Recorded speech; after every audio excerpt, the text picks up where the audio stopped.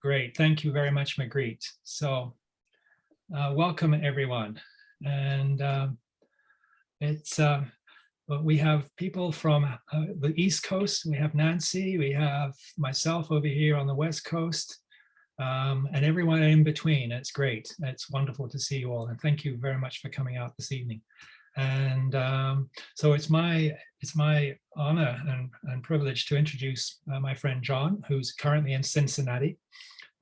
Although his full-time residence, well, full-time, I guess, grandchildren permitting, is in Vermont.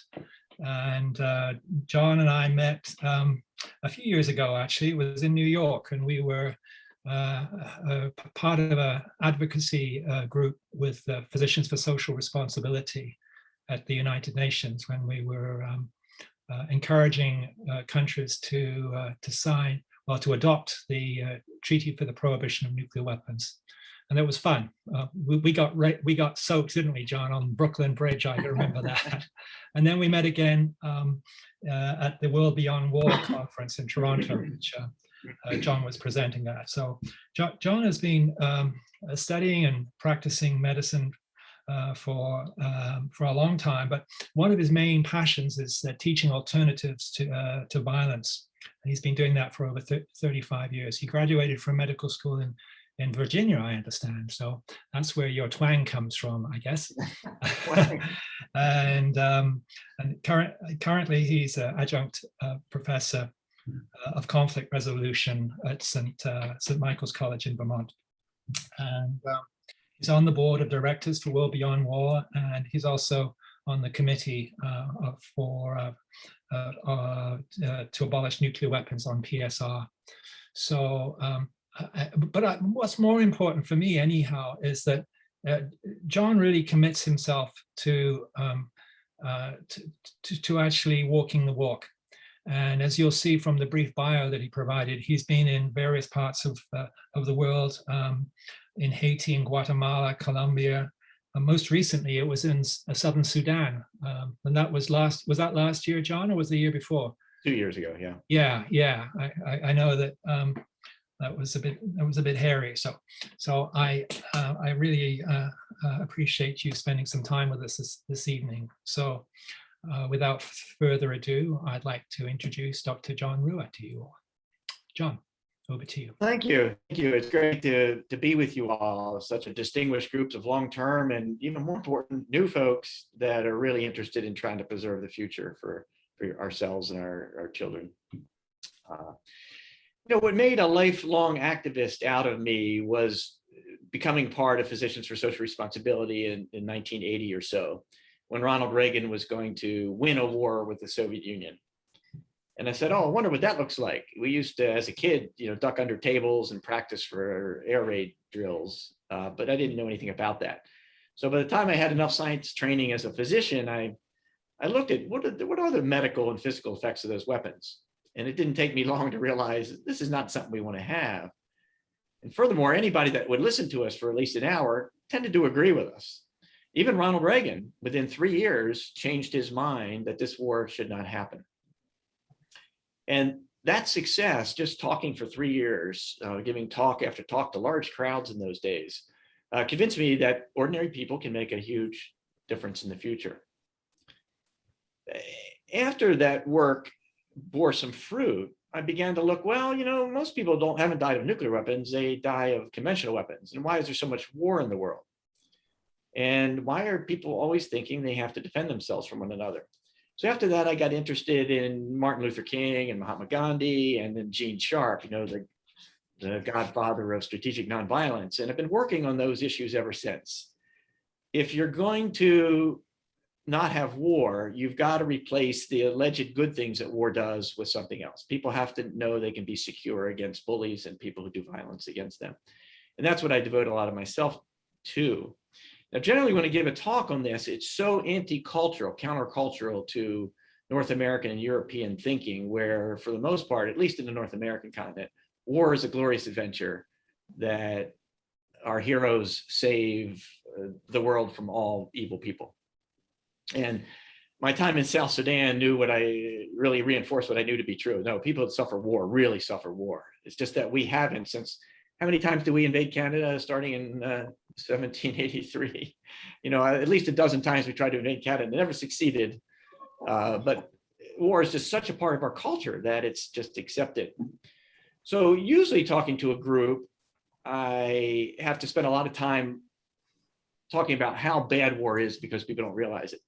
I'm assuming for your all's purposes that you're pretty much anti-war, although it has been my experience in the peace movement over all these years that you run into a lot of people who are against this war or against this weapon system or nuclear weapons, but always want to keep war in their back pocket just in case another Hitler arises or something.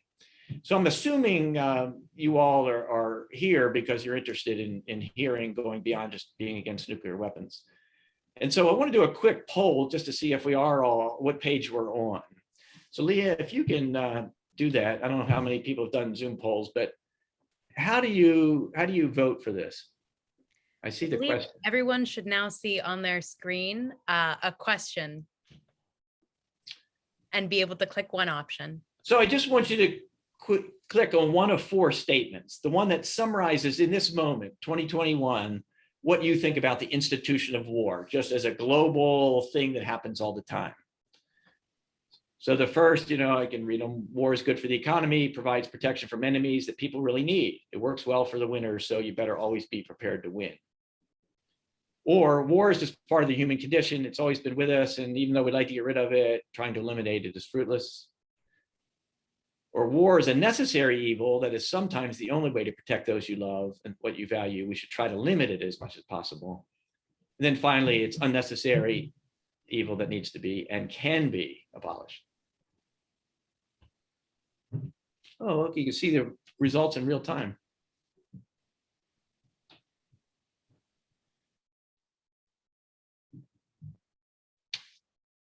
Okay, we have 17 people, 12 have voted. We'll wait another 30 seconds.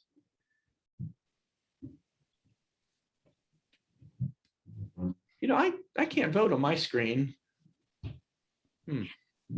I think it's just you and I. Okay, we have the results. That's cool. Okay, let's stop there at 12. Can you post that now that people can see it?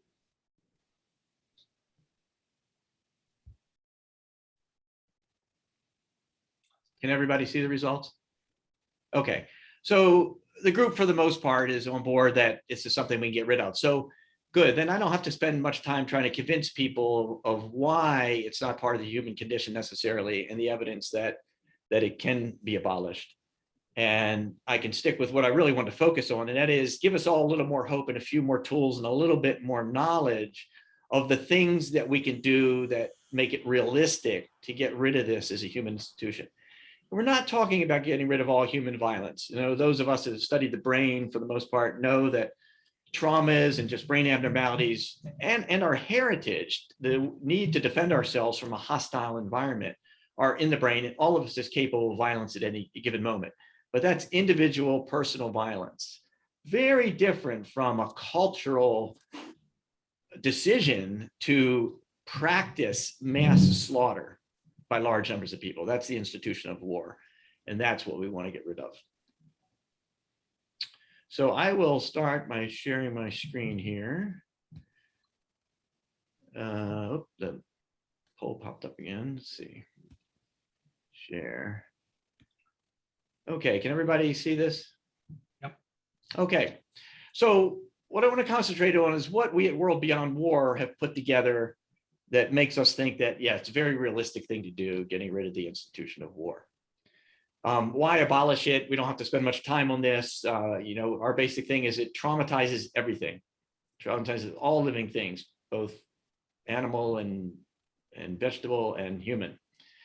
Does severe damage to the natural environment. It erodes civil liberties. The first casualty of war is truth. And in a society where we're having trouble distinguishing truth from falsehoods now, war would exacerbate that. It's ineffective for the things that most people say they want, right? Freedom, democracy, prosperity, safety, totally ineffective for that. All the evidence points to that. What it is effective for, we have to keep in mind, is war serves two purposes. It makes money for weapons manufacturers, and it keeps politicians in place who are not good at making their citizens happy without the use of fear.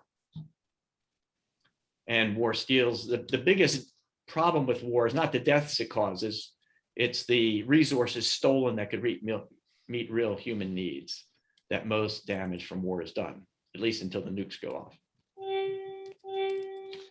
Let's see. All right, so some unique things about World Beyond War to distinguish it from some other peace groups is it's one of the few that represent as its mission the abolition of the institution of war, not a particular war, not a particular weapon system. And we violate what I believe is one of the general psychological principles of motivating people. And that is, people respond much more to positive suggestions about what to do than negative suggestions about war. So Mother Teresa famously have said when she was invited to an anti-Vietnam War protest, said, I won't go to an anti-war protest, but if you have a peace march, I will be there. And that's a generally good principle, but I think we must make an exception for war because our war culture dominates the thinking and the money and the economy in such a way that being part of it leaves very, very little space for building peace. And so we believe you cannot be pro-peace and anti-war at the same time, even though we will sometimes give presentations by getting rid of war and somebody will say, I don't mind being pro-peace, don't ever ask me to give up war because that's that ace in my pocket that will make us safe when another Hitler arises. So we also consider ourselves a movement as opposed to an organization. It's building a global movement of people to work together for this. It's very international in scope. World Beyond War has people in 190 countries, signatures. So it's a global nonviolent movement to end war and establish a just and sustainable peace. So what I want to go over in some of the, is to highlight a few parts of our working document. It's called A Global Security System as an Alternative to War. We call it our Alternative Global Security System. And in this book, which you can get hard copies of or download copies from our site on the internet, is why an alternative security system is needed, why we think it's possible to end war. And then the most important is an outline of the alternatives, creating the infrastructure that would make the abolition of war possible. And that's in 3 parts: demilitarizing security, managing conflicts without violence, and then creating a culture of peace. Now we have this beautifully laid out, and later in the chat, I will put a link to where you can download this kind of pretty artwork that has these 3 areas, right? Managing conflict without violence and some of the things that would have to happen for that, demilitarizing security and creating a culture of peace. What I'm going to do is pick out 2 or 3 from each of these areas, because if you look at these, everybody would say, oh, like abolishing war, most of these are pipe dreams. They haven't really been implemented. But I want to show you some concrete examples of where they have been implemented. And anything that has been done, of course, is always possible to do more and do better. Okay, so on that map of demilitarizing security is a number of things. The shift to a non-provocative defense, we'll talk about that. Phasing out military bases, we'll talk about that. And I'll highlight this 3rd one, disarmament. Won't talk so much about other simple things that are obvious to people when you get rid of war: outlawing the arms trade, economic conversion so people's jobs aren't dependent on the weapon system, dismantling military alliances, just like our George Washington, who we love and honor so much on every dollar bill, said, whatever you do, don't get in military alliances. And then a new concept called civilian-based defense. We need a lot of research and development on that, because that is not very far along. But some of these other things really are. So what does it mean to shift to a non-provocative defense? Again, I could give a long talk about that, but instead I'll just talk about 2 case studies that I'm aware of. So how many people, just raise your hand on the screen, think that Switzerland is a major threat to world peace because they might invade people at any time? I can't see everybody, but I'm guessing there's nobody with their hand up. And yet Switzerland has a highly developed military defense. It was fun reading about this. I don't know what this We Are the Mighty website is, but they did a summary of a lot of the other things I saw. And starting in World War I, when they thought they might get invaded, and even more so in World War II, they developed really sophisticated sets of defenses, tunnels everywhere, hidden guns. There's a video you can watch that somebody did, I think, on one of these travel shows, where they showed all these barns and they showed all the World War II guns and how everything was hidden. And now apparently the Swiss have all their bridges lined with explosives that can be detonated at a distance, and they can stop all transportation of any invading force at will. All kinds of clever things, and they have universal conscription. Every male has to serve time in the military, and they've had as many as like 6 or 8% of their population under arms at one time, but they're reducing that more and more. So I think their active force is less than 150,000 people now. So that's a military, non-defensive, non-offensive posture. Nobody's afraid of them, yet they feel secure with their military. More exciting to me is the coast of Costa Rica in Latin America. So a country with a population similar, slightly smaller, but similar to Switzerland. And in 1948, they had a civil war, and the guys that won decided to abolish their military altogether. And since 1948, they've had no military.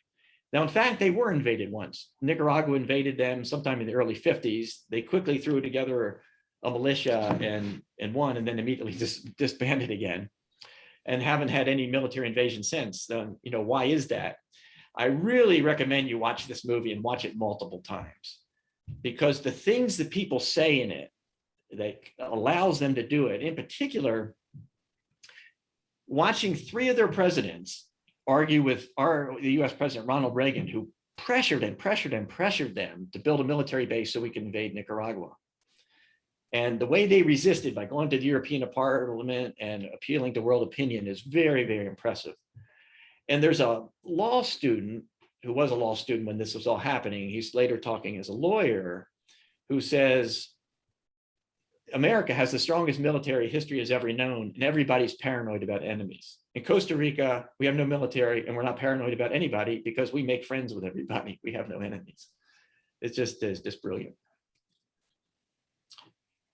So that one part of demilitarizing. Let's see. Oh, we're going backwards. Okay, so what else can you do? Phasing out military bases seems hard sometimes. Like just getting our F-35s to stop flying at our civilian airport. We've been battling for 10 years with very little luck. I think we're making some progress, but we still have them thundering overhead. A military base in our own little tiny civilian airport. It's horrible. But doing some research for this, everybody knows that US has probably 800 military bases in 135 countries, 80 to 90% of the world's total foreign military bases. But how many people know that since World War II, we've closed over 1,000 overseas bases, and we've closed hundreds of them within the United States. And local movements worldwide are protesting bases everywhere. But the case I wanted to share with you is a few weeks ago, we gave our first War Abolisher of the Year prize to a group of shepherds in the high mountains of Montenegro, at a place called Sinovina, where no more than 150 activists managed to stop a NATO military base from being built. So Montenegro is the smallest country of the former Yugoslavia.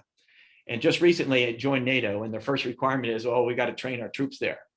So the tanks came in, not the tanks, but the armored carriers and all the military things. And they were going to start using this beautiful, pristine grasslands, the second highest grazing area, or second largest in all of Europe, surrounded by UNESCO World Heritage Sites.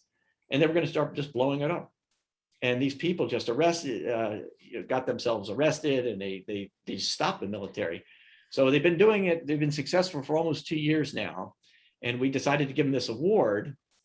And that's really given them a boost. So we have that on video if you want to see them talk about their work, but it's quite good. So it can happen. And the third thing that's really happened about demilitarizing security is we are really good at treaties.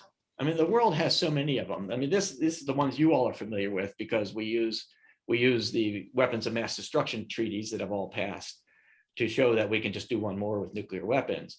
But if you look at the list of disarmament treaties since the UN started, I mean, the Open Skies Treaty, the Space Treaty, the Law of the Seas, there are so many treaties that prevent conflict and demilitarize things. We are really good at this. So to me, the index case of worry now for North Americans, and I think most of the worry comes from propaganda, but it's more reason to worry than we had about terrorism, is China. China is the one power that, we're not going to be able to push around militarily. And to me, the greatest thing we could do is start disarmament treaties with them, of course, starting with nuclear weapons. So moving on to managing conflicts without violence, this again on our map would show be much more proactive than we are now. So the military is very proactive, right? They train and train and train and get budgets and they practice for a potential war scenario. We have to learn to do that in peace, and I'll talk about that a little bit. Advocate for international law, implement this concept of unarmed civilian protection, which is what I'm into now, comply with treaties, reform the United Nations, or we may find that it's just hopeless because of the lock that the 5 nations with veto power have on it. We might have to replace it. Strengthen international institutions of all sorts. But I'll just, again, focus on things that I know have actually happened. So what does it mean to shift to a proactive peace? Well, this article, this is another thing I just found out. Everybody knows how many military bases have, but I had no idea that the number of US military bases is 3 times all of our consulates, missions, and embassies in the whole world. So the things that relate to people on a civil level are so much smaller than our military bases. So that could easily be reversed. And it's not even being used to the extent it could be. 8 months into Biden's presidential tenure, the White House still has nominated only 55 out of 189 unfilled ambassador positions. So we're not putting anything into peaceful solutions. And that could change in a heartbeat, just with enough pressure to get Biden to fund and man the department. The other thing along this proactive thing is multi-track diplomacy, of which IPPNW is probably the stellar performer, right? Back in the 80s, it was Bernard Lown, and was it Eric Chazoff was his name? And, they did diplomacy on a level that the diplomats couldn't do or wouldn't do. And that led to the detente between Gorbachev and Reagan. I still think of that as maybe one of the reasons we're still here. So we need this more. I understand physicians also did it in India and Pakistan at the height of their fighting in Kashmir when they were worried about the nukes. They just traded. And if you watch the videos of that, they're all shocked that the people on the other side didn't have fangs. And then, of course, there's this thing called law. Within countries, people have laws, and laws work not because a police force necessarily enforces that, but because people generally accept law that's good for everybody. And that's just not done on an international level. We basically have the American Wild West. Whoever is the fastest gunslinger can cause trouble or not on an international. But there's a lot of things that have been done. The International Court, the International Criminal Court, while they've been very weak, have also done a lot of good things. This Convention of the Sea, one of the treaties we have, when the Philippines was worried about China's encroachment in the South China Sea, they had the courts. It wasn't either of these. Apparently, its own court that talks about the law of the sea told China, no, this is illegal. And the Philippines was able to use that pretty successfully until their Duterte president decided he'd rather sell out to China on a number of things rather than uphold international law. But the greatest example of this is Europe. In the 20th century, had 2 major wars that killed 100 million people almost in Europe, or certainly 80 million in Europe, and then said, okay, we're not going to play that game anymore. And they formed the European Union, and now nobody thinks that Germany and France are going to go to war again. So we're really good at this kind of stuff. It's not like a pie in the sky. And then the third thing is this concept of unarmed civilian protection. So I was in South Sudan with the Nonviolent Peaceforce. There are about 60 groups worldwide practicing protecting people without arms. And they're doing it in all sorts of different ways. I'm actually trying to write a paper on this, why it hasn't grown bigger faster. Because the Nonviolent Peaceforce has maybe 300 people working on this. And we literally need tens of thousands. And figuring out how to do that is going to be a huge part of protecting people in the future. But I wanted to draw your attention, if you haven't seen this movie or read about the New Zealand peacekeepers, this is where they took their military to Bougainville, that was at the time part of Papua New Guinea, which had fought a 10-year civil war. 14 truces had failed, and New Zealanders decided to because it's in their neighborhood to see what they could do. This movie shows a fantastic story. I've been in touch with the major in the movie who, about trying to see how we can reproduce this. But this is an example of a military going in unarmed. And I'll talk a little bit more about how they did that. But it proves they can be done. The guy that directed this movie claims that, to his knowledge, this was the most successful peacekeeping mission in history, because the UN, has a very mixed record about how good they are. We've got somebody in the waiting room. Where are we? Okay, and finally, the third thing I want to get some examples of is about creating a culture of peace. And what's going on there that's actually real. So these are the kind of things, I'll talk about just a few of them. So when we say we really have to change the story, you all are probably aware of most of this, right? The story that makes the war culture possible is they look at the world and says, it's us versus them, which translates into might makes right. And everything is about national security. And with national security, you have to maintain war or a threat of war. Economic sanctions have to be extremely punitive. This leads to the glorification of warriors and all things military, and then the creation and support of this military industrial media political complex. The new story, which is actually the old story of ancient wisdom, is we're all interdependent. You cannot, and we know this especially from nukes, you cannot blow up another part of the world and not have it ruin your world.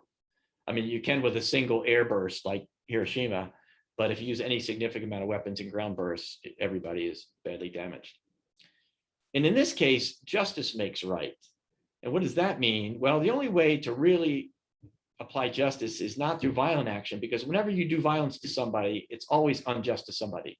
If you kill the father, then you've made the children homeless. If you blow up a wedding party, you make everybody angry. I mean, our own generals have told us more than once that for every terrorist in the Middle East we kill, we create many more. And so the answer to that, how do you still fight evil, is with the whole field of nonviolent action. And we need to become experts on that. And then human security should not be about national security, it should be common security, under the guise that nobody's truly safe until everybody is reasonably safe. So how do you create a culture of peace? Well, peace education is huge, of course, in research, and there are lots of international organizations. This Institute on Peace Education, one of our advisory board members is the president of that. Everybody goes to the Stockholm International Peace Research Institute for information about military expenditures and how they compare to peace expenditures. The Peace and Justice Studies Association tells us now there are 600 university degree programs in the world to teach people peace. And then in my lifetime, I've seen things like the United States Institute for Peace, which is actually the only government money I know that studies nonviolent action, is a real hope. Now, we have a lot of problems with them at World Beyond War because we can't get them to be anti-military, or we don't want to be anti-military, we want to be anti-war. We can't get them to be anti-war because all their funders don't want them to speak about war. And they're quietly frustrated about that, but they do what they can.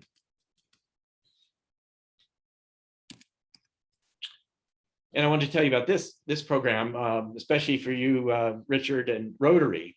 So World Beyond War at this moment has a 14-week course going on with 10 students from 12 different countries around the world. It's called the Peace Education and Action for Impact. We take those students, we have mentors and country coordinators for them, and they spend 6 weeks just getting the basics of peace education online, and then they'll have an 8-week peace building project to do. I'm one of the country advisors for the team in South Sudan. And there are people that have known nothing but war, and they are so excited about this.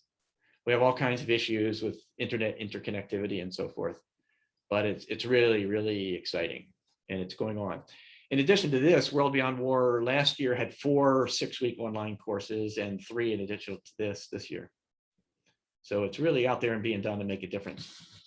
So another way to create a culture of peace, and you hear about this, of course, in racism circles and anti-colonialism, is that we've really missed out in our Western culture on the wisdom of non-traditional stakeholders. And first of all is women, right? All the research says when women are in the peace process, peace is much more likely to be made and much more likely to last. And if you want any proof of that, please watch this movie that was made by Abigail Disney. It's called Pray the Devil Back to Hell. This is one you don't want to miss. It's about women doing nonviolent resistance to the warlords and the dictators in Liberia in 2000 to stop a hellish civil war that had gone on for more than 10 years. Astoundingly effective movie.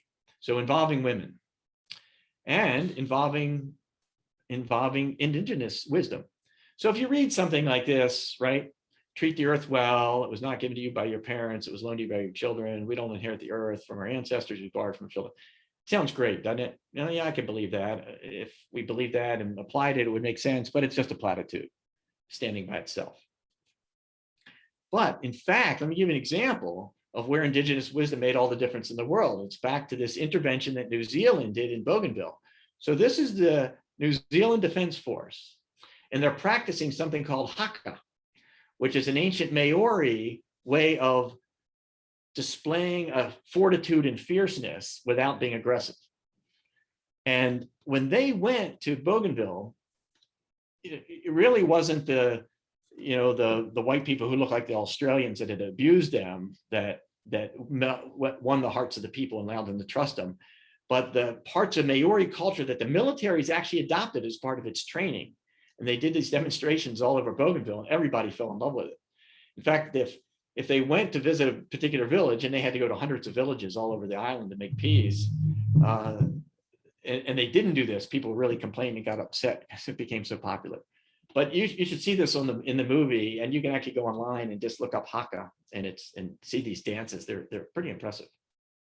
So there's a real application of indigenous wisdom that made all the difference in the world. And then just to show you what else World Beyond War is doing besides its whole educational piece is the divestment. So I think everybody knows, I'm sure, what divestment is here. It's really hard to get the government to stop buying weapons because all the politicians are thoroughly bribed. But if you hit the companies themselves in their pocketbook, that will be of some value, we think. So as an example of where we've had a little bit of success, David Swanson has managed to get the Charlottesville City Council to divest all Charlottesville money from all weapons manufacturers. And my group in Vermont has recently gotten the city of Burlington to do the same. And now we're working on the medical center, which does not want to cooperate with us at all yet, but we're working on it. So that can really make a difference. What do I do here? Sorry about this. Oh, this is a crazy thing that happens every now and then. Let me get back to where I was down here.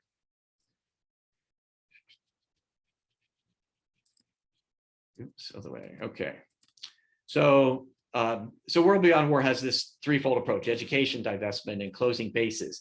Now, closing bases, as we said, is really, really tough. We gave that award to the folks in Montenegro, but another place where people have really felt supported by us is Tamboril, which is in Papua New Guinea, and there's a new base that's supposed to go there as part of this pivot to Asia, and the people are fighting it furiously. And we did a webinar with them and us on it, and that just raises a lot of world awareness and gives them a lot of support, makes it more likely they'll succeed.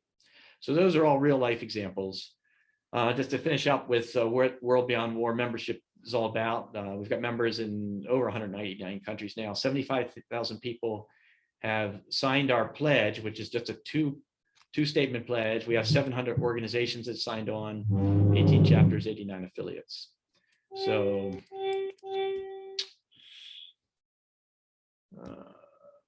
yes, so this is our pledge, and I hope if everybody here hasn't signed it, that I'll put the link. Well, the link is right there, worldbeyondwar.org individual, in the chat box. And while we're on this call, if you want to sign up and just put your name and you'll be on our email list.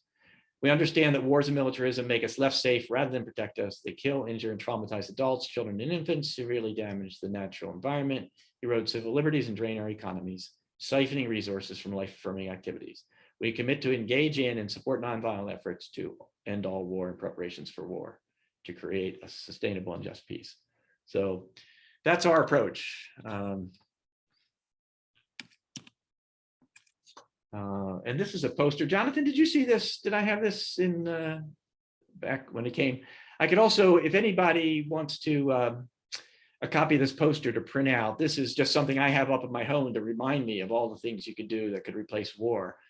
And I think it's going to become particularly relevant with China on the horizon. So I will stop sharing. And we can now talk about all the questions. This is the point where I would tell the students, this is Stump the Professor. Give me your toughest questions about how could it be possible and all the hard cases. And I don't have all the answers, but I'm really good at asking the right questions and helping the discussion along. Let me. Thank you. That was brilliant, John. Thank you so much. Excellent. Thank you very much. Yes, So,